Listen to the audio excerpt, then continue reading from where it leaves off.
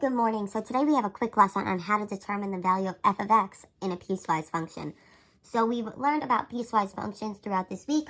Today I just have a quick mini lesson to determine how we would find the value of a piecewise function. So here I have f of x equals x squared, where x is less than or equal to 0. And I have f of x equals negative x squared plus 4, where x is greater than 0. So now if I'm given these values, so first I'm given f of negative 4.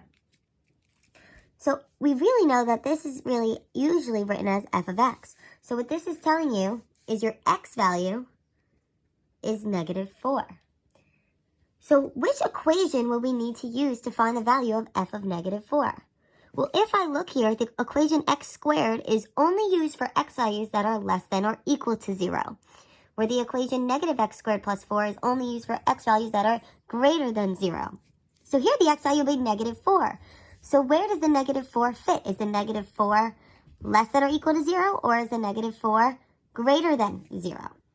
Well, here I know the negative 4 is less than or equal to 0, so we would be using x squared equation.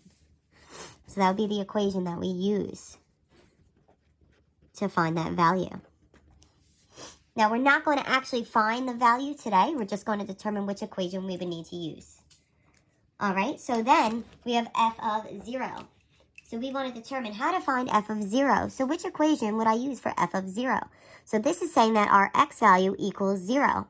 So here we have x is less than or equal to 0, where here we have x is greater than 0.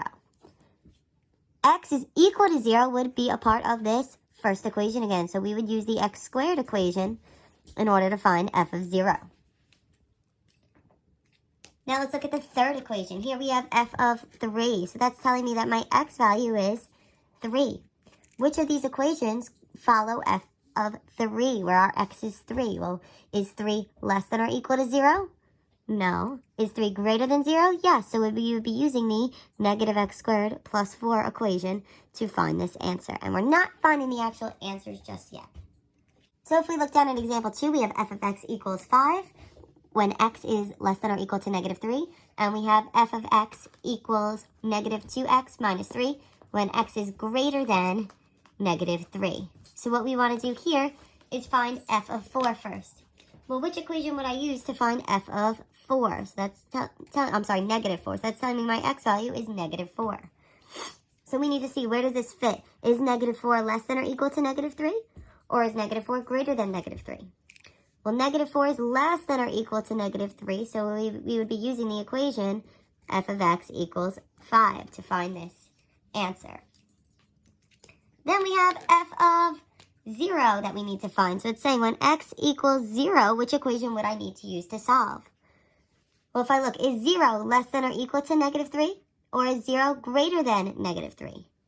Well, 0 is greater than negative 3, so I would be using the equation f of x equals negative 2x minus 3 to solve here.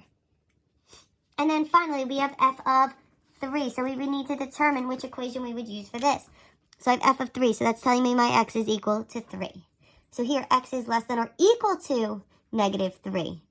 And here, x is greater than negative 3. So we have 3 is less than or equal to negative 3. Or 3 is greater than or equal to negative 3. And here 3 is greater than or equal to negative 3, so we would use the equation f of x equals negative 2x minus 3 in order to find our answer. So today on your assignment, what you're going to have to do is look at the piecewise functions and determine what you would use to find the value of f of x. If you have any questions, please comment on this video.